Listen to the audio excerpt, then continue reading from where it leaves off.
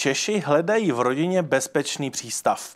Pocit bezpečí však podle nich nejvíce ohrožuje obava z neschopnosti postarat se o nemohoucí členy rodiny a také hádky. To vyplývá z nedávného velkého průzkumu pojišťovny Unika o životě českých rodin v roce 2025. Co dalšího nám průzkum říká a jaké další aktivity Unika na poli CSR a udržitelnosti dělá, to nám poví Katarína Strýčková, CSR and Sustainability expertka právě ze společnosti Unika. Dobrý den. Dobrý den, prajem.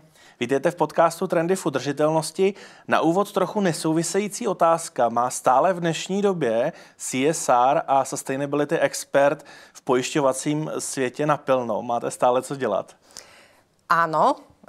Určite je to niečo, čo práve sa zintenzívňuje. Ja by som povedala, že ak narážate na to, či súčasná globálna politická situácia niečo mení a že sa teda niekde niečoho robí menej, lebo Green Deal a podobne, tak určite to vnímam tak, že práve v niektorých smeroch musíme zintenzívňovať tú prácu, aby sme nezaspali v tú dobu, ktorá proste tam v tej oblasti prírody a spoločnosti, tam sa proste čokoľvek poviete, že to tak nie je, ono to nečaká. Ono sa to proste deje stále. Či ide o klimatickú zmenu, či ide o proste nejaké posuny v spoločnosti, tie sa dejú, či chceme alebo nie, alebo či vyhlasujeme, že to tak nie je. Čiže aj vo finančníctve, kde teda Finančný dom Unika pôsobí, je to veľmi dôležité, aby sme rozumeli spoločnosti, v ktorej pracujeme. A možno nadviažem na ten prieskum rodín, ktorý sme robili. On bol v podstate našou odpoveďou na otázku, že ako porozumieť spoločnosti, v ktorej jednak máme a žijú naši klienti, ale takisto naša firma proste pôsobí. A tak sme si urobili prieskum, čo je vlastne pre Čechov a Češky, čo to je rodina, čo pre nich znamená tento pojem, a čo v nej hľadajú a čo v nej nachádzajú a čo ich nejakým spôsobom ich obavy vzbudzuje. A to, ako ste povedali, bolo zaujímavé, že Češi a Češky vnímajú rodinu ako ten bezpečný prístav, ako miesto lásky, prijatia a porozumenia toho, kde môžu byť sami sebou. A teda sú aj nejaké ohrozenia, ktoré vnímajú v tomto smere a naopak sú nejaké veci, ktoré posilňujú tie pocity toho dobrého a pozitívneho v tej rodine. No a my sme teda, jednak sme tento prieskum dali k dispozícii všetkým ostatným, takže dá sa teda tento veľký prieskum rodín nájsť aj s tými dátami. A na druhej strane my s tými dátami aj pracujeme a okrem iného aj teda v oblasti spoločenskej zodpovednosti, v oblasti toho CSR, ktoré mám na starosti. V tom komplexe toho ESG je to teda to S, tento social a teda v rámci firmy robíme spoločenské projekty s takými partnerskými organizáciami v Česku, ktoré vidíme ako zodpovedných partnerov, ako odborných partnerov a ako partnerov, ktorí vlastne vyznávajú podobné hodnoty ako my. Vy už jste to naznačila. V té vaší pozici se spojuje právě jak ten důraz na CSR-ovou oblast, tak potom na tu širší udržitelnou oblast. Možná je to jenom náhoda, ale i z textace té pozice CSR jako na prvním místě and Sustainability expert si myslím, že to hezky ladí i s tím zaměřením Uniky na ta atypická, mnohdy třeba opomíjená CSR-ová témata.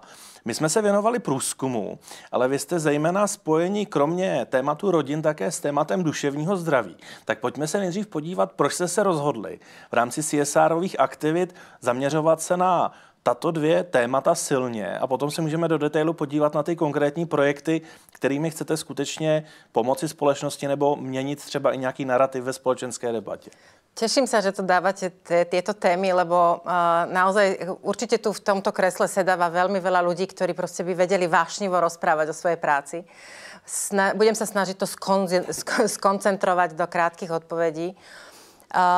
My v podstate Unika pred niekoľkými rokmi, keď sme začali vlastne vôbec sa venovať spoločenskej zodpovednosti, tak naozaj, že intenzívne, tak hľadali sme a zamýšľali sme sa nad témami, ktoré by sme mali adresovať, ktoré sú dôležité.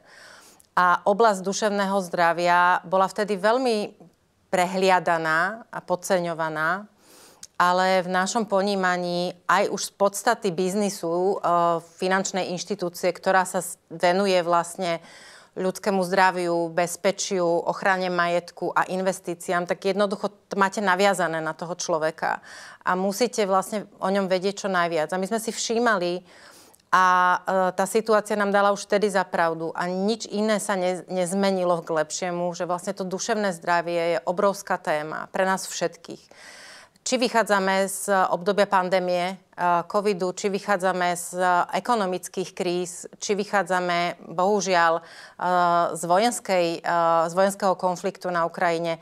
Proste ten svet a aj to, ako ste naznačili, tá zmena v globalizácii a všetko to, čo sa deje, je tak závažné pre každého človeka a toľko sa na nás valí, že udržať si vlastne pokoj, duševné zdravie a taký nejaký tú odolnosť je veľmi ťažké. Či pre mladého človeka, či pre deti, alebo pre seniorov.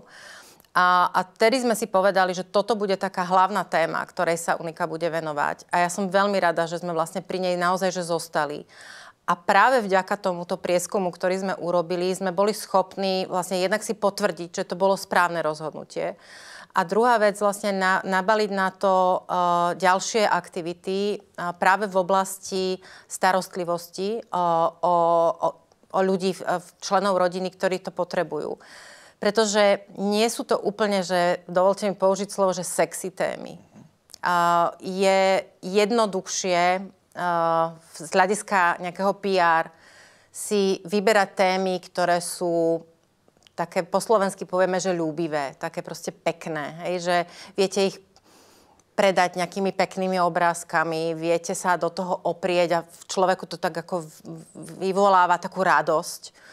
Ale bohužiaľ, proste my to vidíme a aj nám to tie české rodiny povedali, že to, čím žijete, čo vás každý deň, čo máte proste v podvedomí, čo vás každý deň aj trápi, to sú témy, ktorým sa musíme venovať tiež. Nemůžeme jich nechat len tak. Jestli chápu správně, tak se tady rozhodli najít řešení, částečné řešení problémů v oblasti duševního zdraví skrz rodinu, rodinné vazby. Určite, možno by som to nenazvala, že nájsť riešenia, ale určite začať hovoriť o veciach, pretože to je úplne prvý krok. Začať hovoriť o tom, čo sa naozaj deje. A pomocou odborníkov, pretože samozrejme my sa netitulujeme, že sme odborníkmi ani na duševné zdravie, ani na nejakú proste hospicovú alebo paliatívnu starostlivosť, ale pomocou spolupráce, pomocou toho, že pomáhame odborným organizáciám, ako je Linka bezpečí, ako je Fórum mobilních hospiců, ako je najmä tomu Cesta domů, ako na Slovensku máme Ligu za duševné zdravie, Nadáciu pre deti Slovenska. To sú naši partneri, ktorí majú skúsenosť, majú proste odborníkov, ktorí vedia a my sa snažíme im poskytnúť či už finančné prostriedky, alebo našu platformu na to, aby mohli destigmatizovať, aby mohli robiť osvetu a aby pomohli Čechom a Češkám začať rozprávať o tých veciach. Že je to úplne normálne. Že je normálne a to sa teším, že sa to vlastne stalo takým priateľným a normálnym priznať, že nemám sa úplne dobre, potrebovala by som pomôcť, niekedy nevládzem. Napríklad v oblasti starostlivosti o človeka, ktorý je buď dlhodobo chorý, alebo máte doma, sú rodiny, ktoré majú znevýhodnené dieťa nejakým spôsobom proste zdravotne. A teraz tá starostlivosť o toho človeka, ktorá je 24 hodín denne, 7 dní v týždni a nemá konca. A teraz vlastne v tej spoločnosti nemáte dostatok služieb. Nemáte respitné služby, to znamená služby, ktoré uľavia tým rodičom, ktoré uľavia ľuďom, ktorí sa starajú, ktorí sú vyčerpaní, ale nemajú komu povedať, že ja už nevládzem. Toto je dôležité, aby sme o tom hovorili. Práve preto, že tú spoločnosť tvoria tie rodiny a tí ľudia. A tá spoločnosť, aby vedela odolať, aby bola odolná, aby bola súdržná, musí adresovať potreby tých, ktorí sa o ne nevedia postarať sami. A dúfam teda, verím, že Unika v tomto proste pomáha a bude ďalej pomáhať. Je to tedy tak, že už od začátku zadání k tomuto průzkumu jste věděli, že nechcete čistě jenom výsledky, které asi se dalo předpokládat, že v určitém ohledu budou alarmující, ale je tam tedy už ta konkrétní vazba potom na následnou třeba i sociální péči nebo podporu konkrétních organizací, které s těmi dílčími tématy mohou něco udělat. V této souvislosti, pokud se nepletu, tak vy jste se rozhodli ještě jít nad rámec a podporovat a oceňovat konkrétní i zaměstnance těchto organizací. Není to tedy jenom o té podpoře těch samotných institucí, ale i konkrétních lidí, kteří potom mohou s konkrétními problémy českým rodinám a jejich členům pomoci. Dobre hovoríte o tom, že ten prieskum pre mňa osobne priniesol veľmi veľa aj veľmi zaujímavých insightov, ktoré človek nečaká. Lebo keď idete urobiť prieskum, ktorý má byť reprezentatívny, ktorý má byť objektívny a nestranný, tak vlastne nemôžete si dopredu dávať nejaké podmienky, že čo s ním chcete zistiť alebo nie, v zmysle toho, že toto by sa mi páčilo, keby to potvrdilo, alebo toto nie. A to, čo bolo pre mňa zaujímavé, je, že nevždy sú najväčším problémom peniaze, alebo to, že ich človek nemá dosť. Samozrejme, je to veľmi dôležitá vec, ale veľa je o ľudských vzťahoch, o tom pocite nejakej prítomnosti toho, že čo si vieme darovať medzi sebou, akým spôsobom nadväzujeme tie vzťahy a udržiavame ich. A aj pri týchto oceňovaniach, alebo teda tých inšpiratívnych príbehoch, by som to povedala. My sme sa pozreli práve cez sociálne podniky alebo cez ľudí, ktorí pracujú v sociálnych podnikoch, vlastne na tých ľudí, ktorí majú možnosť a kapacitu, ten potenciál inšpirovať ostatných tým, že aj v tých najťažších situáciách, kedy by sme si možno my povedali, že no tak ja toto by som nedala, toto by som nezvládla, tak oni sa snažili to zvládnuť. Podarilo sa im to. A vlastne sú príkladom toho, ako sa niektoré veci skôr dajú, ako nie. Lebo najhoršie je, že keď si človek zúfa, že má pocit, že je vlastne sám s tým svojím problémom a neexistuje nikto, kto by mu vedel porozumieť. Že nie je možné mu ho pochopiť. A tým pádom si zúfa. A to duševné zdravie je vtedy v najväčšom ohrození, keď máte pocit, že vy ste jediní a nie je vám pomoci. A práve cez príbehy aj teda tých zamestnancov sociálnych podnikov, ktoré sme vlastne včera odovzdávali ako ocenenia, tak ja osobne v tom hľadám veľmi veľkú útechu v tom, že v podstate každý náš príbeh je síce individuálny, ale my všetci si vieme navzájom porozumieť, keď sa o to snažíme. A to je niečo, čo som vlastne rada, že naša firma robí ako inšpiráciu. Lebo jedna vec je, že máte vedomosti v tom a nástroje na tej biznisovej úrovni. A druhá vec je, že ste dostatočne zodpovední, ako váš podcast hovorí, že vlastne uvedomujete si zodpovednosť za tie ostatné časti toho ESG.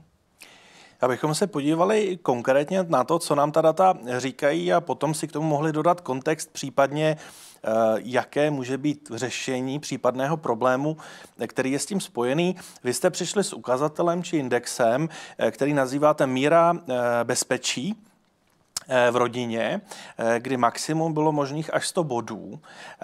A z průzkumu vyplývá, že nejvyšší míra bezpečí nebo nejvyšší míru bezpečí ti respondenti cítili v případě každodenního soužití a bezpečném prostoru v rámci rodiny, například společně strávený čas, rituály jako je stolování, atmosféra v domácnosti či sdílení zodpovědnosti. Dalo by se říct, že to je v zásadě ten nejniternější ekosystém v rámci té rodiny. V něm se tedy čeští respondenti a respondentky cítili s největší mírou bezpečí, a to 83 bodů ze 100. Je to údaj, který vás překvapil nebo nepřekvapil? Dalo se očekávat, že v této skutečně nejniternější záležitosti toho, jak ta rodina funguje interně, to bezpečí bude vyšší než v jiných případech a v jiných oblastech? Mňa to... A nechcem povedať, že neprekvapilo, lebo znie to trošku tak ako nabubřelo, Ale určite je to niečo, čo vlastne ukazuje aj mne samej, že aké dôležité sú tie medziľudské vzťahy a tá neosamelosť. To, že ste medzi ľuďmi, s ktorými si dôverujete a že tá forma rodiny môže byť naozaj rôzna. Nie je to iba rodina v tradičnej podobe, ale naozaj, že vlastne tú rodinu v tom modernom svete si vyskladávame rôzne, ako nám proste to naše vnútro hovorí. Ale už keď ju máme, tak presne toto sú tie veci, na ktoré, tie hodnoty, na ktoré dávame vlastne ten najväčší dôraz. A to je to, čo podľa mňa, keď ste sa pýtali vlastne na tom začiatku, že koľko práce mám a že to je vlastne to, čo v tom svete, v tom globále, v tom meniacom sa svete, ktorý naozaj že nestojí a podľa mňa v rámci teda toho technologického vývoja a všetkého, čo sa deje, sme naozaj na pomedzi nejakej zmeny paradigmy a že tu máme proste revolúciu, kde nevieme ani len povedať, ako ten svet bude vyzerať možno o 5-10 rokov, rozhodne nie 15-20 a viac, že proste ešte tam nevidíme. Tak to, čo podľa mňa ľudstvo bude držať, sú práve medziľudské vzťahy. Já jsem zmínil stolování. Vy jste jako jeden z mnoha výstupů tohoto projektu připravili vlastní ubrus, který má iniciovat lepší komunikaci v rámci toho rituálu stolování u rodin. Zajímalo by mě, jak jste k tomu dospěli, k tomuto nápadu udělat zrovna ubrus a jestli se tedy toto osvědčilo a myslíte, že se to může alespoň o 1-2 bodíky do budoucna projevit třeba v nějakém dalším průzkumu. No ja dúfam, že aj tento podcast k tomu prispeje a ďakujem, že ste to otvorili. No je to kampaň, alebo teda tá myšlienka, ktorá vlastne stojí za týmto projektom, je naozaj jeden z tých insightov, ktorý sme už spomenuli. A to je, že vlastne čo podporuje a čo posilňuje rodinu v tom, aby sa tam tí ľudia cítili lepšie. Vychádza vlastne z toho, čo musíme všetci robiť denne, pokiaľ máme to šťastie, že žijeme v takej civilizovanej krajine, a to je, že musíme jesť. A to spoločné jedlo, ktoré naozaj, že strávime spolu, ideálne pri jednom stole, extrémne posilňuje medziľudské vzťahy a to pochopenie medzi ľuďmi a zvyšuje ten pocit bezpečia a toto nám proste ľudia povedali. A keď sme si uvedomili, že ale nie všetky rodiny v Česku si to uvedomujú doplna tak, že vedia si nájsť ten čas, tak sme si skúsili s našou skvelou kreatívnou agentúrou, teda neviem, či môžem povedať aj meno. Určite. Tak s našou agentúrou Mannschaft sme prišli k tomu, že urobíme projekt, ktorý sa bude volať Buďme prítomní. To znamená, že venujme si prítomnosť, buďme naozaj spolu. Vymieňme scrollování za stolování. Odložme v tie mobily, ktoré nás vlastne držia v tej virtuálnej realite a poďme do tej skutočnej reality. A poďme sa pri tom stole spoločne sadnúť a aspoň raz za týždeň a spolu sa rozprávať. No ale viete, aké to je, že vy ste novinár, viete klásť otázky, viete toho človeka otvárať, ale nie každému je to blízke, nie každý to vie. Tak sme prišli s tým, že teda dáme im tie otázky a teraz kde im tie otázky napíšeme? Ako im dáme ten nástroj tým rodinám? Že čo môžu robiť? No a proste prišiel nápad, že dajme im ten klasický ubrus, ktorý proste už mnoho rodín ani nepoužíva, lebo už sa používajú iba nejaké stolovanie, alebo teda ten holý stôl. A na ten ubrus im napíšme, že teda takto by to že toto sú otázky, ktoré by ste si mohli dávať, aby to nebolo, že co bylo v práci, co bylo v škole. No a teda máme tam otázky, ktoré sú naozaj od toho, kto ti pri tomto stole chýba, až po také otázky, že akú super schopnosť by si chcela mať, alebo chcel mať, keby si mohol, alebo čo by si na svete zmenil. A naozaj máme obrovskú a veľmi pozitívnu odozvu od ľudí, ktorí ju už videli. Máme tu kampaň len v online, lebo naozaj je to taký projekt, by som to povedala, že ono to nie je vôbec že veľká televízna kampaň. Napriek tomu je tá odozva veľmi pozitívna.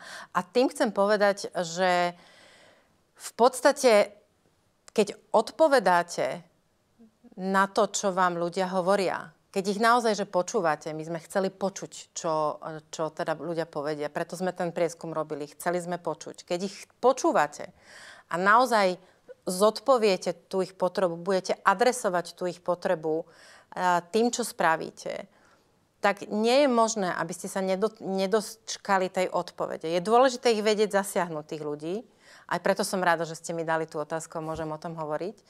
Ale v momente, keď to je, tak proste je jedno, či to rozpráva finančná inštitúcia, ako sme my, alebo sú to iné firmy, ktoré proste sedia vo vašom podcaste. Vždy, keď odpovedáme na to, čo si ľudia pýtajú, čo ich trápi, čo by potrebovali vedieť, alebo čo vy viete, že asi by bolo dobré, keby sa naučili, aby boli adresované iné ich otázky alebo potreby, tak vlastne vtedy firmy môžu uspieť. A v tom môžeme byť úspešní všetci potom.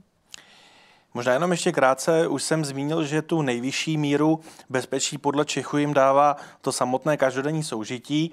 Více než 3/5 bodů a řekněme na relativně dobrém místě se umístily také samotné vztahy v rodině, které Čechům a Češkám dodávají míru bezpečí.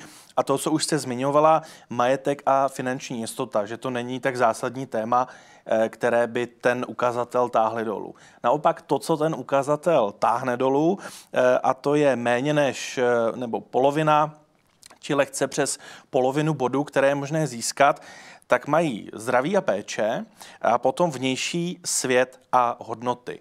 Tyto dvě oblasti jsou tady i v tom průzkumu označeny červeně jako ty, které ten celočeský index táhnou trochu dolů. Co se v těchto dvou oblastech tedy dá dělat? Je tam potřeba pomoci a podpory právě třeba těch sociálních podniků, se kterými spolupracujete? Ja by som povedala, že asi sú tam dve veci. Jednak je, že samozrejme je prirodzené, že firma ako naša, alebo teda firmy, ktoré pôsobia v tom finančnom sektore a živia sa vlastne tým biznisom v tejto oblasti, musia nastavovať dobré produkty. Potrebujete mať proste produkt, ktorý zodpoveda potrebám, alebo vie strategicky predikovať, čo sa stane. A ak my vieme, že, a to tiež nie je na Nobelovú cenu, ale ak vieme, že populácia starne, ak viete, že tá demografická krivka nejaká je, ak viete, akým spôsobom tá spoločnosť reaguje, že sa proste znižuje počet novonarodených detí, že jednoducho za istou hranicou nám vznikne veľký problém s dôchodkami, tak je veľmi dôležité, aby mala firma veľmi dobre nastavené tie produkty a vedela ich ponúknuť, vedela proste adresovať aj tieto veci strategicky v tom, čím sa živí a čo predáva. A to je jedna vec, ktorým sa venujú moji kolegovia.